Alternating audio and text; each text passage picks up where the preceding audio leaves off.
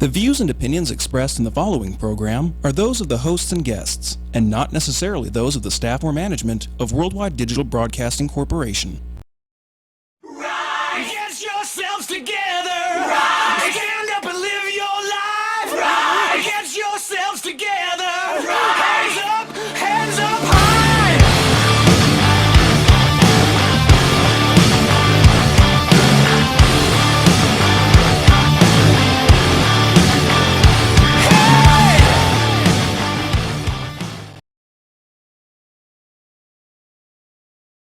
Masculine and hyper muscular is kind of like what I am, but they go extreme with I'm it. scared. I've never felt so wimpy in my life, but you look at the competitions and you look at these bodies and they are, I mean, it's just unbelievable. Bryant, you were the reporter on this story. You know, what did you think? Well, before you go, Brandi, will you go ahead and just...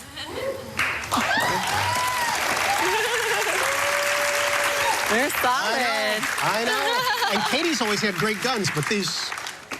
Oh, those are all nice. Not quite like Brandi's, Oh, but... beautiful.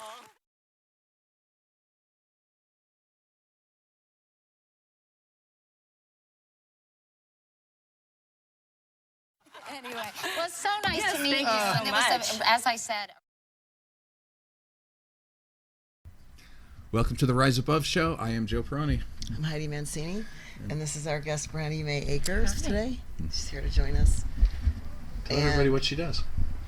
What do? You tell us. I consider myself an entertainer. All right. That's pretty vague, broad. Adult entertainer, I guess. I think you also You say... do a lot of things, though. She does that. She's a bodybuilder, model. You do a lot. Yeah, I guess I kind of just encompass it all into entertainer. Entrepreneur. Entrepreneur. Yeah, I like that's that a good word. one. That's a good one. And you were going to write a book the last time we talked, I was, right? yeah, I was actually thinking about that because I figured you would bring it up. Of course. But yeah, I've started it over a few times. Let me just say, I'll write something down and I'll read it later, and I'm like, it's not very authentic. I think I'm just kind of working on a memoir right now, more so about my life and my story. Okay. So it's coming together, but I just... It's hard, right? It you got to is start very digging hard. in. And Especially if you take a break for about 5 or 6 months and then you go back and read over and you're like, I don't really like yeah. the format I was putting it in, or so I just kind of started it again and just kind of taken it as more so just a memoir, starting from my childhood and building up into my business and the entertainment part of it. But I still feel like I have so much time to work on it that I want to have a big brand before I actually try to sell a product, so that it's generates an income. I mean, we do things to make a living, not just for the sake of doing it, at least me. Yeah. But it is kind of cathartic to write about your past. I mean, it really is. Yeah, I think I found it really, really difficult. Yeah, it brings up a bunch of stuff that, especially for me, like childhood and parents, and so almost I think when I dive into it, you have to kind of emotionally be prepared to tap into things that you might kind of suppress in your day-to-day life. So it can be difficult at times. It'll be your own therapy. Yeah, it really is. Yeah, it's therapeutic, that's for sure. Did you want to tell everybody about our sponsors? Yeah, we want to thank Mary Blakelock from Vegas Food Prep. And she's does food preparation for everybody, and then she also does athletes. So if you're doing a contest prep, she will take care of those meals for you too. She delivers to you, so you don't have to go to her. She comes to you, and you can call her. She has an online, vegasmealprep.com. And we also want to take a moment and thank Jay Jung from City Athletic. He also sponsors our show Rise Above. And you train at City too, don't you? I do. I love the gym. It's I like great the over new there. things they're implementing. It's neat. And that's all I have.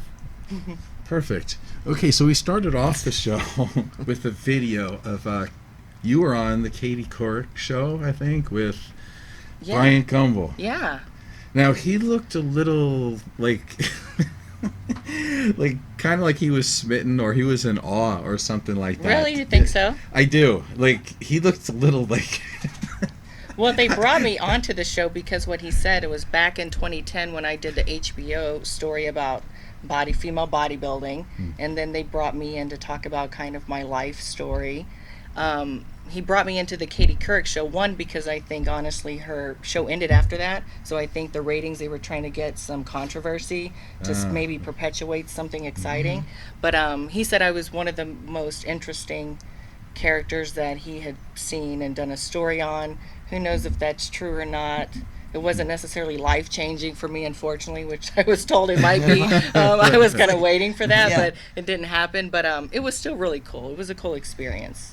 And I enjoyed it, and I liked, of course, the publicity. People were very nice, especially Brian. He was real sweet. So it was a fun experience. I would definitely do it again, depending on who the journalist was. Yeah. Right. Because I've been contacted by certain Bill Cunningham's and Jerry Springer shows, and I've kind of passed up on those opportunities. Yeah. Yeah. Well, because you don't want the whole point is exploitation. Yeah. You know, that's the whole thing with the women's bodybuilding and with adult entertainment. It should be presented in a respectful type. It's your life, not get you on there so that they can. They kind of mock. I mean, it's one thing. A bad thing. Yeah, I mean, it was total mockery, and basically just kind of flat lies to lie to, does your mom know the kind of work you do? And I would never put my, parents or any sibling or grandmother into any kind of situation to humiliate them. I mean, myself, no problem, but not anybody like that. Yeah. So it was. So one of the questions I thought is, when you do the line of work that you do, like, people can get really judgmental.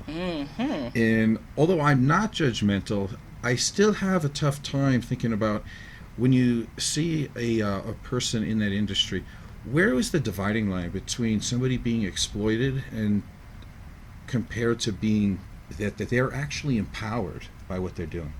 That's a good question.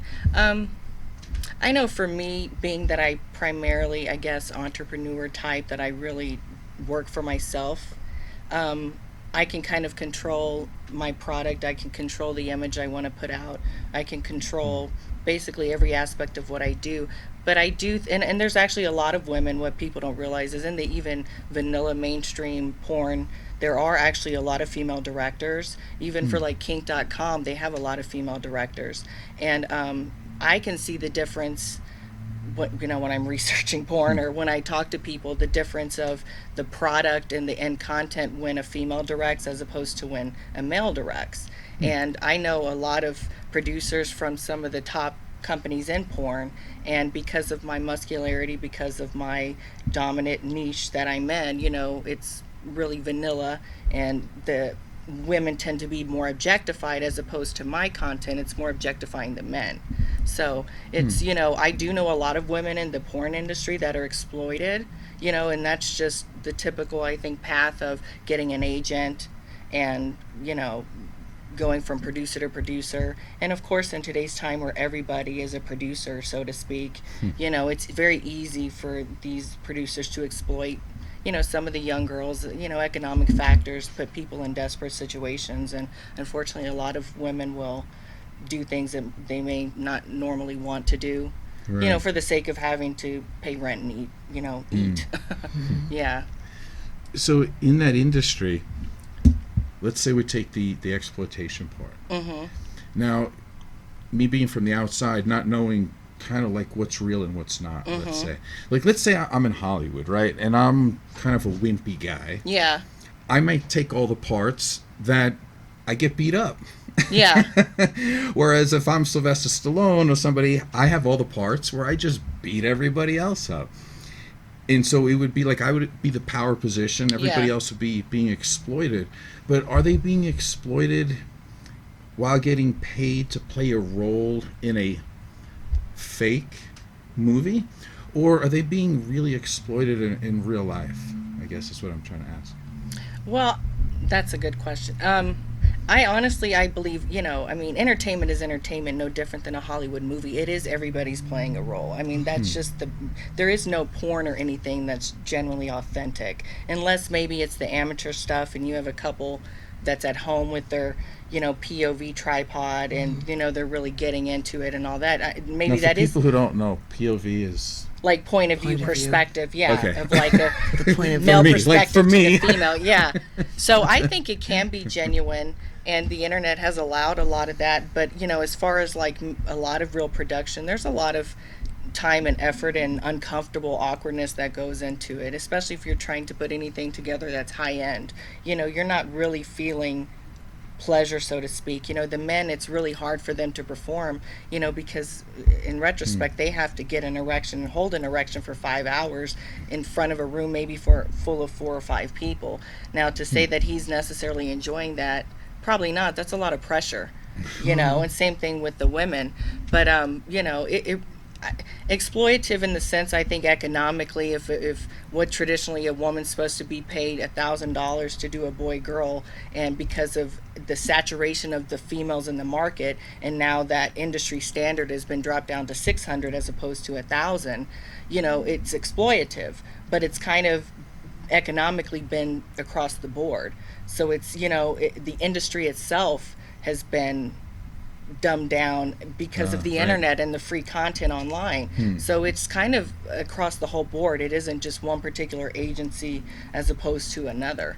And all producers unfortunately try to get the most for their money, just maybe like any other employer out there. I was in finance years ago at a young age, and they tried to exploit. A lot of employers try to exploit employees. It's not just the adult industry, really. Yeah, no, that's a good point you make.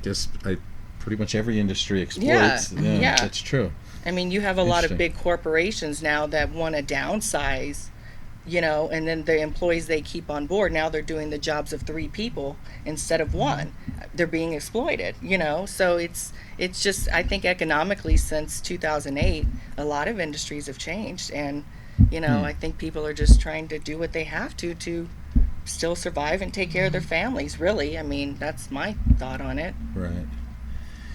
So the stereotype, of course, is that every woman who does porn, and I mean everyone, not me personally, but the stereotype is that they're somehow damaged, they all have daddy issues, they've all been sexually abused, raped, whatever, and then they go into that business. That seems to be the stereotype. But what I was thinking is, do you think it's more that society just cannot handle the thought that a woman might actually enjoy sex and maybe get paid for it because there's a need for it out in the world, and they feel that, let's say, the capitalistic type of goal? I think it's more economic, especially when it comes to women, and I can say this firsthand. Men and women think differently. We all know this. Men and women think differently when it comes to sex. Men are a lot more visual, physical. Women are a lot more emotional, just generalizing, but still kind of some truth behind it. And for men, because I get the emails constantly where all these guys want to be in videos and this and that and the other, and I'm like, man, if you really knew what it took to actually have to perform without wasting money, it's a job, it's work, and if you don't have the experience and the comfort level, unfortunately I can't waste my time and money. But for me, it was a total economic decision to do the work I do. I was marginalized my whole life, one being voluptuous, beautiful, and athletically built. When I moved to Vegas, I was marginalized because of how I looked, and eventually you get to a point where you have to make a living doing something. So, I'm open sexually, I'm not inhibited, I'm not shy about it. So to say that, every scene that I do, I'm just totally getting my rocks off is silly, but because I'm open and I'm not inhibited, it's easy for me to do it. Right. And even then, it's not always easy. I've had the same producer for over 6 years, and sometimes still I just have that moment of uncomfortableness, and you have to really learn how to detach, and the detaching is probably what a lot of people stem from, like emotional trauma. But you do have to detach yourself from the situation, especially if you're doing like a penetration, and it's funny because like if I do like boy girl hardcore stuff and I'm having sex with the guy, like when I think back after the fact, I can't even remember what it felt like as far as physically, as opposed to when you're just having sex, with your partner. And that's because I'm so focused on making sure it looks a certain way, especially being a bigger woman and guys not being that big. I have to make sure you can see what's going on, as opposed to me just being this big woman on top of this guy. So it's, it's not as glamorous, I think, as some people would like to think it is, and I hate to like ruin that for people, but well, it's a fantasy. Exactly. Well, and like Joe has said before, and you said that it's an economic reason that women get involved in the adult entertainment. But here's the other thing, and I think this is why adult entertainment does tweak females, because they get upset, they don't like it, they don't want to talk about it. But every woman on some level does the same thing on an economic level, because they get married to older gentlemen so they can have a daddy to pay their kids' bills. I'm going to say that because I see it a lot. I'm a hairdresser, and I work on clients, and when women get upset about that, it's kind of like, well, somebody had said it to me a long time ago. It said all women are prostitutes at some point in their lives, because we all have sex with somebody that we necessarily don't enjoy it, or we do it out of duty because they're paying our bills, or they're, so, but women, do you think that's true to some I think it's totally true. And to be honest, I've thought the kind of woman I am, I'm a very strong, bullheaded, independent woman. And since I was a very young, probably 16, I've had older men approach me and want me to be a kept woman. And I just didn't have that in me to wear, these types of clothes and to act this certain way. And the sad thing is, I really do almost envy those kinds of women. I'm not going to lie, because it probably is maybe easier to be a little bit more subservient to one person, as opposed to going out and working and working and working and working constantly to have to make a living, even if it isn't entertainment. So, being on my side of it, I see these women who have these sugar daddies, or they're married to these, rich guys, and maybe they just have to sleep with one guy instead of having to incorporate a whole bunch of others. So, I don't judge. If anything, everybody chooses their path, and I respect them. We all have to, live with our decisions, I guess, at the end of the day, I agree. I mean, I'm glad you said that, because as a man, I can't say that, right? Without getting, But you can't say it as a me. woman either, because I've said it to females over my lifetime being behind the chair and now as a trainer, and women there's certain things they just don't want to deal with, and they don't want to talk about it. Now, I'm finding that women my age that are 30 plus, they're over that 35 mark, are becoming more sexual and more wanting to get involved in the pornography and be more adventurous. And I don't know if that's because you get to a point in your life where you don't anymore. Probably, and you just go, what? My virtue is not even the question or reputation anymore, what people think. You kind of get to that point in your life where you go, you know what, it's whatever. I got one life to. Well, it's not like you're in high school, you're right? not in high There's school. going to be 12 boys making fun of you. I mean, you're an adult now. It changes a little. And women do. I mean, I notice it too, especially what I notice in the niche of interracial porn, where you have the I guess they call it the cuckolding, where they're married to maybe a white male, and they fantasize about a black male with stereotypically a larger penis, and that's a huge niche that, I mean, and I've met some of these just average old housewives that have no problem going to these like big swinger type parties with all these black males, and everybody just doing it on camera. And I get surprised, because I'm like what's going on? I'm like, you get surprised. well, still, because I'm like, I'm just surprised at how so many people are open to just doing it on camera, knowing that the internet's there. Once it's there, it can't disappear. I mean, it's out there, but so many people just don't care anymore. But tell me what that's about, though. That part. I mean, What's the part? Well, in other words, Yeah, right. What part? No, he's like, what part? Because I'm going, what part? well, the The black bit dick, or the no inhibitions about being on camera? Yeah, right. Actually, neither. The thought is, it's like, okay, you said it's really popular. So that means that there is a psychology that's popular. So what's the popular psychology? Men want to be humiliated? I mean, is that the psychology I actually of read that? the book, and I was going to bring it. There's a book on that? that I read, because for me, doing what I do, and I don't have an assistant, I'm totally answer my own emails, deal with everything. in order for me to sometimes tolerate and understand, I have to learn. Right. And I read this book about the psychology behind sexuality of human beings.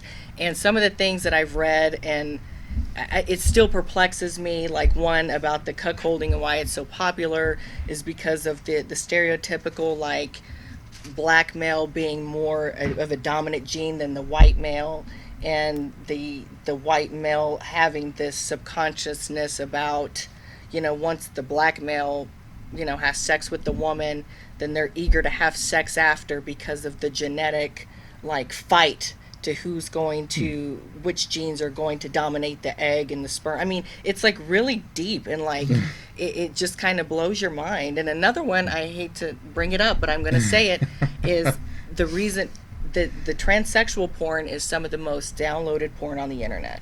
And I think it was 7 out of 10 men have fantasized about sucking a penis, and that men in general are infatuated with the phallus. And, I see it more prevalent because I've done transsexual porn. I know TS performers, and I see how much these vanilla companies who have told me I'm too taboo as a muscular woman to shoot in a mainstream format, who are now open to shooting TS women with penises. And it's very interesting because there's a mass difference between male and females' needs and desires. And, let's face it, men are paying for pornography more than women are. So you're going to cater to the male liking. All right, so let's go back a second. Yeah, I know. Sorry, I dove off into some stuff, but no, it's great actually. Yeah, I mean, this is perfect. It's a lot. It's a lot of stuff. I got the perfect person to ask. Okay, so if we're looking at even just whatever you call basic vanilla, porn. I think. Vanilla, Yeah, that's what you call it. Okay, yeah. Vanilla porn. Over and over again, you'll hear that, let's say a woman is being objectified Yes. or exploited. But on a lot of those, it's a lot of a girl going down on the guy. Mm-hmm. So all I'm seeing is some guy's junk and some girl's maybe part of her finger and her lips. So if I'm really thinking about objectification, and I'm really going to admit that I'm getting off on that, I'm looking at a guy. I can't even see the girl. So I think, are we heading to the thought that a lot of straight men are actually either A, infatuated with themselves? What a shock. Yeah. Narcissist. Or are they have a lot of hidden gay tendencies? Because really, when we talk about objectification of body parts in porn, it is about the penis, isn't it? When you really get down to it. I mean, that's where the focus is. You mean in a lot of just mainstream Yeah. vanilla porn, the penis? Yeah, I mean, yeah, because you're selling it to a male, you're selling a product to a man. So, So you're selling a penis to a man. Yeah, well, kind of, but you're selling what that penis is doing, or what's being done to that penis, so that they can fantasize and put themselves, I think, in that perspective of it being them. So Right. it's still kind of the fantasy. And that to me isn't an issue because it's a product and you're selling it to who wants the product, to who the buyer, the user. But to me, what I think is objectifying in mainstream porn is when a guy, and I've seen it before and I just get shocked, is when a guy's penetrating a woman and then he smacks her in the face. And I've seen that a lot more than I would like, and I'm just like, hold on here, why? You can have the boy-girl sex. Well, why do you have to smack her and choke her? Right. That's Yeah, what I was saying to him when because I look. I'm not going to of say I course. don't. And that's what I said to him. I go, I don't mind watching the porn and looking at different things, but I said what makes me upset is now they're choking the women, they're slapping the women, they're raping. It's like a rape. It's not just, I'm going to show you how to, have anal sex. I mean, so that's what's bothersome to me. Yeah. I mean, I'm not offended by the sex thing itself or penis, two penises. If you like penises, you like more than one. Sorry. I mean, that's, Yeah. I mean, the course, same the thing, more the the more the merrier, and it could be said for anything, but that's the thing that I said to him, I noticed was, you see some of the, I don't know what you call brutality kind of porn, and I'm like, oh my gosh, like that's, well, who's buying that now? Yeah, it comes, exactly. And a Like, lot who wants that? the mainstream boy-girl stuff is kind of turned into almost I don't know what the word would be, because it's not obviously objectified, but it just has that twist of just a little bit of brutality to it. And I mean, I maybe that's, you know, different producers and companies have different products, but when it's, I guess, labeled as just a general, you know, guy and girl, and then he's kind of choking and slapping her, I'm like, hey, that's its own niche in itself. Why does the mainstream stuff have to incorporate, you know? And of course they have the softer making love, you know, companies who do that, which is a little bit softer for maybe people who like something not as aggressive. But, you know, but nowadays there's just any and everything. Yeah, what's with the out there. Not to change the subject, because I think it is on the subject, but I mean, listen, nobody cares about my own personal things, right? But I think the hitting does bother me a little. I just, you know, it's Girls just like their not my butt thing. slapped, though. I know that.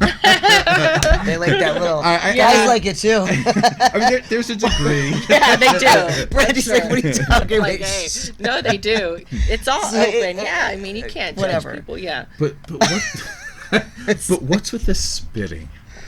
Oh yeah. You know what I'm talking about, right? Yeah. Like, obviously, like, what's with that? Like, I think does somebody like? Yeah, it's. I don't know. That's something that somebody likes, or is that? I think it's going on? very popular. And the funny thing is, and this is so probably gross, but like me, because y'all know this, we're bodybuilders, and we live in a dry climate, and like we take supplements and we take proteins, and we're dehydrated sometimes, and like me, I can't like salivate like that, and I've tried and I've had requests for it, and I'm just like, nope, I'm like, you're not getting any saliva out of this, it's just not happening. But yeah, guys like I think it's just the gross griminess of it's just something different. Yeah, Maybe this is what's been going on, so let's push it to the next. Let's do something different that's not, we haven't been watching. You know, maybe that's where the smacking is coming in and the choking now, because they just want to push it a little bit. Of course, let's go a little bit more this way. And the adult entertainment too. You and I talked about it. Was the fetish thing and how it's the fetish industry is even going from whatever you would consider an okay fetish to what's going on? Porn, like fart porn, yeah. right? It's like. People like that too. Can you eat spinach and fart in the camera for me? And what's sexual about that? But that's what I'm saying. It's like, what is it? Like, what is it with that? But that's the thing. I don't think, unless it's your particular fetish, I don't think anybody will understand. That's why I said I try to read to gain understanding, so that I can tolerate it a little bit more. There's something going on there. But it's just. You know what I think it is? Please. I mean, I actually did some studying for this, and there's. Shockingly enough, there's like no information on it. But if you read between the lines, I think what we find is someone who's just willing to be totally open and vulnerable with somebody. You know, like, we share everything, that kind of thing. Or there's, let's take a break. Let me finish it. Maybe trust. You know, that kind of thing. I don't know. There's something in there. You're saying no? Maybe open to humiliate themselves. Yeah, I was going to say to be gross and to just be like not prim and proper. Well, a slob. I mean, even look right? if somebody's choking somebody, do you not have to have incredible trust in that person? No. Not to fully hurt you. You know, I mean, isn't that part of what S&M is to be able to... Yeah, definitely is. Yeah, see? So I'm at least partially right. All right, then, now would be a good time to go on a break. Hi, I'm Mike McAuliffe. And I'm Perry Haichu. We're the hosts of the Nevada Cannabis News Hour. Join us on WWDBTV.com.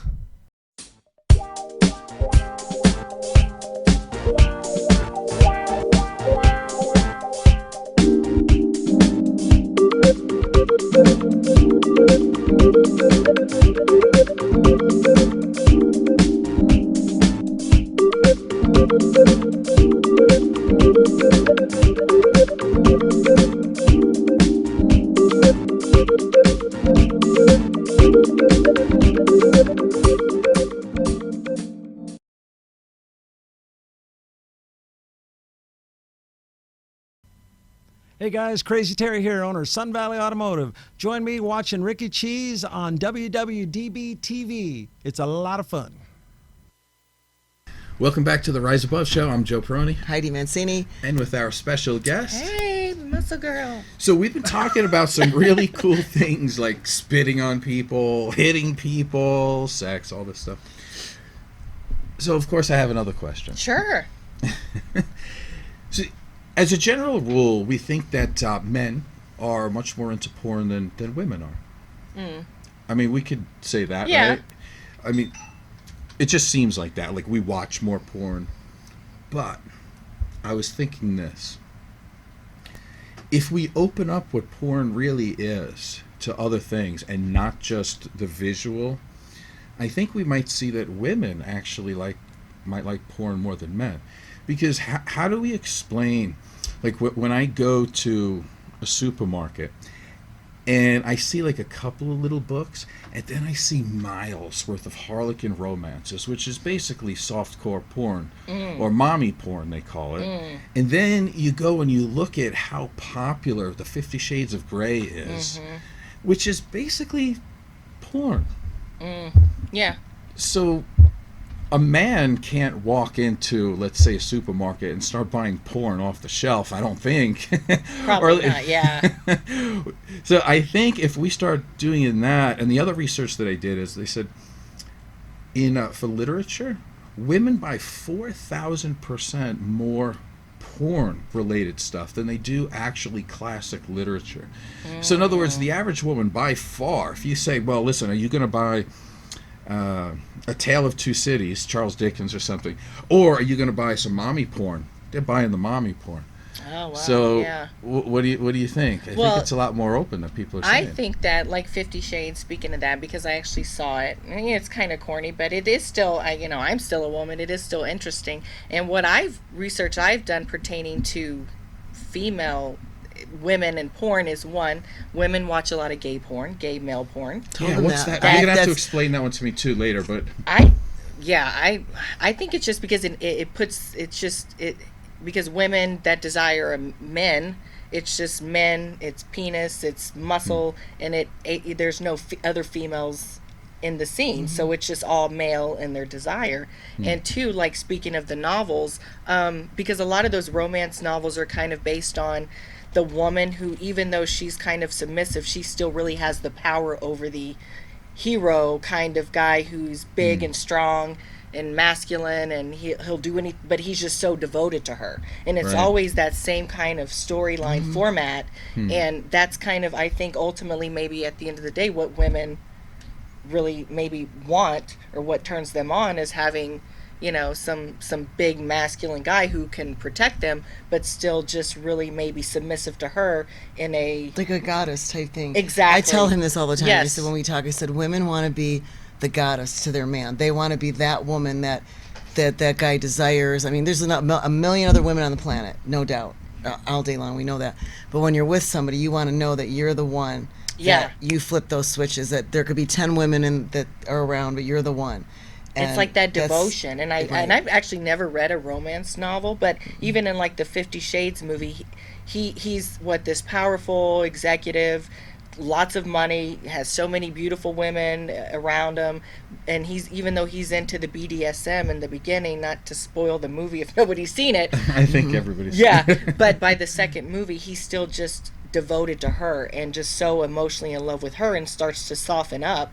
And then at the same time, she's starting to get more into what he's into. So it's I think the women just want that devotion of this big, not physically big, but just this guy who they feel secure with, but he's still just devoted to her and loves her and puts her up on a pedestal. And maybe that's the kind of stuff that women turn, I guess, average women on. Where but I think different. For years with women's sexuality, what's that word I was looking for? It just left.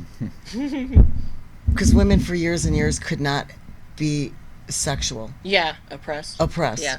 And I think that's another reason why women are becoming a little bit more open, and maybe open at an older age. I don't know if the generations coming up now are going to be different, but it's because you've been told your whole life that if you like sex, you're a certain kind of girl. You're not told to touch yourself or, do things. That's what guys do. Guys do that. So you're brought up, at least I was, with that kind of upbringing that, that was the thing guys did. there was never any talk about what do we do. Females, you know, being females able to masturbate. Or So I think as some of the women are getting older and they're realizing their bodies and they know how they work and they know how to work them, because I personally feel that most men can get off faster, get themselves off faster, Of course, and women are the it's- same way. I think that's another reason why there's more women viewing porn in that now, because they're becoming more sexually aware of their bodies and they're trying to find out, what is it that I like? Yeah, You know, because like what you turns said, me it's on? also a Not my generational boyfriend, thing. Yeah. not my husband. I don't care what turns you on. I want Yeah. to know what gets me going. Well, yeah, because You I know, mean 'cause everybody's different. right. Yeah. Regardless, everybody likes something else, and of course, women.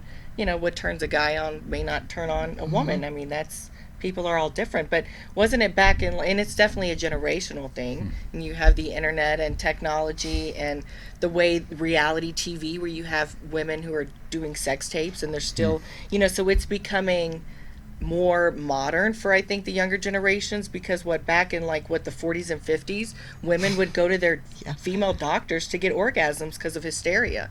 You know, that was a thing. That's crazy. Yeah, I mean their men wouldn't be able to satisfy them, so they would call them what they call it a hysteria condition, and they would go to their Histrionic doctors. disorder. Yeah, something. So, I mean, it's interesting, but on that same topic, what's really flourished, I think, over the past 15 years is the male domination and the females beating on the men, pegging the men, just totally humiliating and just making the men just, I mean... There's a change, and I said this to Joe too. I said the men, for some reason, seem to becoming more feminized. Oh, definitely. And the women are so. I mean, you look around the gyms, and I don't know if did you see that movie Wonder Woman? I know this is off. Yeah, I did. But honest to God, I love that movie because it was like, here's this beautiful woman, beautiful, Yeah. great, not a muscular, overly muscular, but beautiful female, smart. They didn't peg her against the guys. They weren't like, the women are gonna beat up the guys. They basically showed women what a woman is, from prettiness to brains to a body. She cares about herself, cares about other people, and I love that movie because of that. And I said to him the other day that it seems like women are becoming so much stronger, even when they train. You watch the women in the gym training, and they're busting their ass. I was watching it last night, and the guys are like, and then they walk around, they twiddle around, and it's like, what is going on? It's almost like... Well, the Wonder Woman director was a woman, and that was $100 million, the most a female director's ever made in Hollywood movie history. So, you know, I think it still has to do with the oppression of women in general, and women being able to really kind of maximize what they are as a being, as opposed to just always having to, you know, stand in the background and put the man on a pedestal. You know, I mean, I see it. I mean, I have a lot of girlfriends that are into the fetish stuff, and even them, the way that they will brutalize some of these men, I'm talking strangle and just totally physically really hurt these guys, even to my surprising, which is extremely brutal. And I'm like, wow, because they just don't view them as even being human. And I'm like, wow, okay, you know. But don't you think, though, that over the years with his own. some of the other stuff with women, they weren't viewed as a person either by some men? You're an object of their whatever they want you to be. You're an object. And now the role is switching a little bit, where it's becoming more and the men are wanting to be in that role as well. Right. Men want to be dominated because they're so used to being men and being in the power position in their day-to-day lives and with their family, that they want to be subservient and have somebody just take total control over them. And I mean, I don't know, it's interesting, and Things are changing, that's for sure. it definitely. There's a great line in Wonder Woman, I hate to admit it, but it was funny. And it was she said it really low, and it was quick, and they didn't stay on it. It was like one sentence.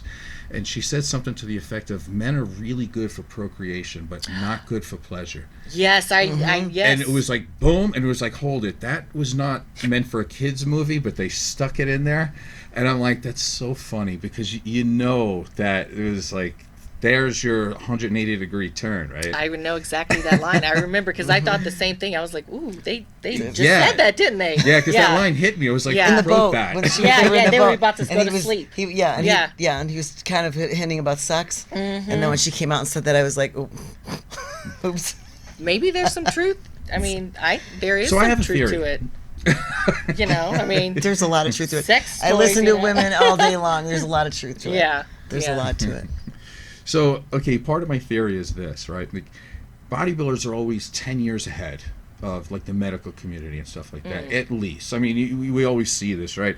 Like it took them 20 years to start figuring out of like, how come a high carbohydrate diet is killing diabetics, right? And bodybuilders are like, hey, I know the answer. Oh, yeah. You know, and it keeps going on and on and on. One of the things that they'll probably come up with is that this whole thing about testosterone making men aggressive is not really true. Because when you look at it, okay, men's testosterone over the years, it goes down, you know, a little, I get that. But what is it with all this female aggression now? They're female. They have not turned into men. And it's not a hormonal thing. It's not like every woman has gotten injected with testosterone. Yeah, of course. So at some point, we're going to have to take a look at it and go, okay, I think this is socialized. Like if you have a 6-year-old watching Wonder Woman and going, hey, I could be more.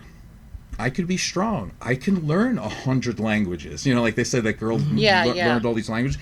I can be smart. I can be good looking. I can be these things. And they're told that at a young age.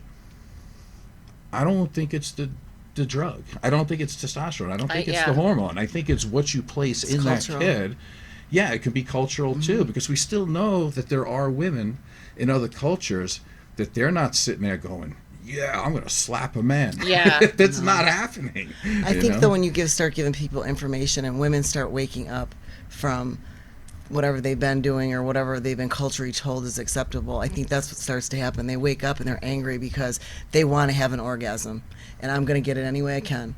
And I don't think that's a wrong thought to think, but I think some women are starting to wake up to what their needs are. I think Joe has a good point though when he talks about women being like overcompensating with this anger and kind of aggression, because I don't have a whole big circle of like female friends, but generally speaking I do know, like, you know, the stereotypical like, well, I'm an independent woman and I make money, so I'm not gonna settle for just any man. He's got to be rich and tall and this and that. But you know, at what point don't we realize, like, be realistic, that balance is everything, and you can be independent all you want, but if you don't know how to compromise, then you're still not going to be in a relationship. Yeah, I mean, I agree. You can be aggressive and dominant, but if you aren't, I hate to say it, like subservient and compromising with your partner, then you're not going to stay with that partner because everything is compromised, unless you just want to be single and aggressive for the rest of your life. Right. And I think women are kind of not seeing that side, and they just want to like fight for something that they maybe don't have to fight as hard for, you know. And I don't think they want to compromise, because a lot of the girls that are in their 30s now, they're not getting married, they're not having kids, they don't really want a man around, they're successful, they make money, and there's that kind of a process in their heads. They don't want to compromise, so they're like, because I don't want to, I'm going to choose to be single. Well, yeah, and some people are like that. Some people, you know, maybe marriage and the standard, you know, marriage and children by 30 is not for everybody, and rightfully so. You know, a lot of people don't want to live by those standards of traditionalism and marriage, but you know, I mean, I think it's just still a balance of knowing who you are and what you want, and if you don't want it, you know, but you can't knock other people who want something different either. You know, I love that you said that, because that's the theme of a lot of our shows, and last week that was the theme of the show. Who are you and what do you want? I think that women, it's kind of going with what both of you are saying, is that it takes a long time for things to catch up in the culture of where things are going, because it sounds like now, and I love women, right? Like, and I don't just mean the way they look. I mean, I like strong women. I want strong women. I support all that. But I see that there's a fabric of anger and bitterness going through, which is a little disconcerting, because I think that's going to change too, because let's just generalize, right? If you have a man who grows up and he says, okay, I want to make some good money and I want to do well, he's usually saying that so he can support a good woman and then support children. And when I see a woman doing well, it's almost like it's FU money, so I don't have to be with a guy. Like, it's almost the opposite. It's like, okay, I'm good and powerful by myself. I don't need you, nor do I want you. Whereas when men make a lot of money, they're like, look, would you like some? would you like a new dress? Can I please take you out to dinner? Can I treat you well? Because when I had $5 to my name, I could only take you to McDonald's. And so men, I think, are getting the short end a lot of times, because men are very nurturing people for the most part, that are very caring, that do not, in our culture, the term nurture basically means I'm going to enable you to keep doing the wrong things over and over again. But men think the word nurturing is to help you get what you want. And so I don't. What do you think? Maybe it's a backlash of just generational stereotypes of, like, say for example, my grandmother who raised me. You know, she was 16 when she married my grandfather. Of course, she had no skills, and she was a housewife, and he was a drunkard, and he never abused her, but I guess maybe verbally abused her, or just became obnoxious when he got drunk, and she grew to despise him over time. And then when her kids got 17, 18, she ended up divorcing him. So I think maybe it's just the backlash of a culture that over time, maybe people like my age or my parents' age, who would see their parents or their mother live a certain life, they didn't want to live that life, and so maybe it's trying to but it's like you said, they're kind of doing it, the men are kind of doing it for the purpose of playing their stereotypical male role for the family and for the woman, but the women are doing it just for the sake of never having to depend on a man. And I think that'll change too. Give it another 20 years and somehow maybe they'll meet in the middle. You would think. Hopefully. It's interesting. I deal with all kinds of people, men and women, and I still, at the end of the day, I just always it's just personal balance. You have to just have balance in everything, because too much of, I think, extreme of anything will, like you said, just make you bitter and angry, and to live with that internally, it's just eating at yourself. So why live so angrily? I agree. It's and going with society and cutting it back to the porn industry again. I have a different word for porn. You can tell I sit home and by myself a lot and think about these things, right? But that's how you gain knowledge, right? Because I don't want to use everybody else's material all the time, and just it's like I'm only as smart as the last post I read on somebody else's Facebook page. I hate to be that guy, because I was not I was not raised like that. But I look at porn sometimes as non-relationship sex. That's, and what I see from a lot of younger people these days is they can't communicate because of Facebook and social media and all that. So they have Facebook friends, but not one friend that will, enjoy lunch with them somewhere. They don't know how to ask girls out because they're afraid of rejection, because they've never been rejected face to face. So that's a whole new thing. Well, it's just a lack of social skills in general. Zero social skills. So what they do is they go on and they check out some pixels on the page, so they can see the porn, they can see sex, but not have to participate emotionally in any way. The girl there can't say no, and so it's non-relationship sex. So I think it's going to get more and more popular, as it is for women though too. So does that actually maybe help your business?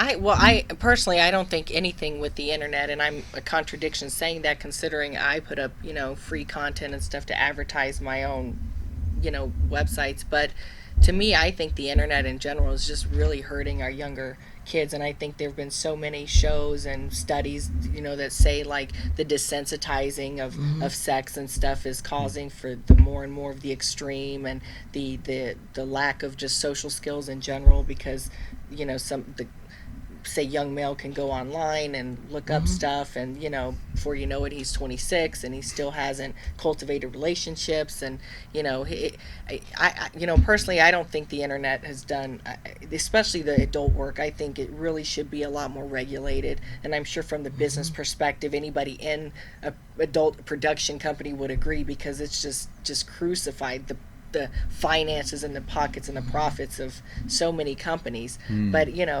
but big business is even what controls all these tube sites, and it's just a vicious cycle. But I think we've gone too far to ever go back, and so to have to manage you can't put it back, right? you have to just I really don't know. I think if you have children, maybe being able to talk to your kids, but even then you can't shelter your kids from everything. No, I mean, even on something like Twitter, you can put a 30-second to a minute video and anybody can see it any age. And it's just, to me, fundamentally, I think, and neurologically, biologically, our human beings in general are changing. I mean, you could see that with the attention spans. People's attention spans are so short. People can't focus and concentrate on anything. And I don't know. And I think we're kind of like in the middle. We see both. So it's, for us, it's like perplexing. For them, it's just normal. We've had that conversation. Yeah, I think it's hitting their brain at way too young of an age. Of course. I mean, they're seeing that one story crazy. I told you about, that one guy in the gym. I think I told you this story too. And when I was doing my last show, and he was watching me, and he comes over and he goes, "I just want to let you know that I really think your routine is cool and you're doing a good job." And I said, "Okay, thank you," as he's talking to my feet, or his feet. And I said, "I'm going to give you some advice." And I'm guessing he's like 25, 26 years old. I said, "When you want to speak to a woman from now on," I said, "you're to look a woman in the eye." I said, "Do not look at your feet and the floor." And I said, "You need to put those shoulders up and show some confidence." And this is the other thing I said to Joe, because they're on the internet and they're not having to be social and, show who they are. This is who I am. I'm straight, I'm tall, I'm good looking, I'm confident. These guys in their 20s, early 30s, they're like, I don't know how to ask a girl out. Yeah. Because they're on the internet. I've had a few guys come up to me, I mean, even at City Athletic Club, and they look at me a certain way, and I've had a few even say, "Is it awkward that I recognize you?" And I'm like, "Well, it's not awkward for me. If it's awkward for you, that's on you." I know. On you. I love it. I'm a grown adult. I made a conscious decision to enter a career, and I deal with those repercussions. It's more on you. And that's the way it is. But, if it's awkward for you and you're not able to focus, I'm sorry. So, I don't know what to tell you. But, but luckily I don't really get approached too often in the gym, thank goodness. I think people are too intimidated. Plus, I don't smile. I've learned my you can't thing is, smile I'm the and look at smiler. people. I'm the Oh, no. I'm like, see, hi, that's hi, where you go hi, wrong. hi. So then I get all these little That's trollers, your thing. No, yeah. because So I guess I have to have the bitch face, the yes, you standing have bitch to face. like disconnect and Yep, focus and yep. don't smile, don't engage. Don't look up, don't yeah. nothing. Okay. And they won't I'll have bother to get better at that. Just put your headphones on. I do, Uh-huh. but then I smile. Smiling with my headphones. But then people start thinking you're like a stuck-up bitch and you're a diva and you're angry all the time. And I'm like, I'm so not an angry person. No. I just want to focus on training you're doing. and not socialize. That's all. I know. These Who younger knows if kids. but I think it is. I said that a long time ago about my daughter with the internet, because even if you block your kid's phone from things that they can't see, they have friends. And their friends have phones, and their parents might not be monitoring them. And I said too that they're becoming desensitized from all the crap, all those games that are out now. Even those, I mean, they're like real.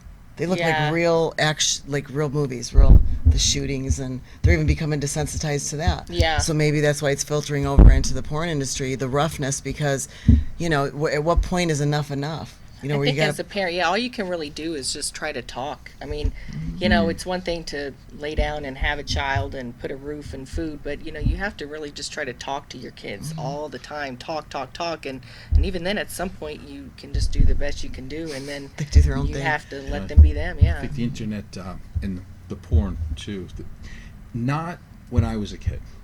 It was different because I was getting ready, and then you start getting interested, and then you get a little it's different. But I think now it dehumanizes people.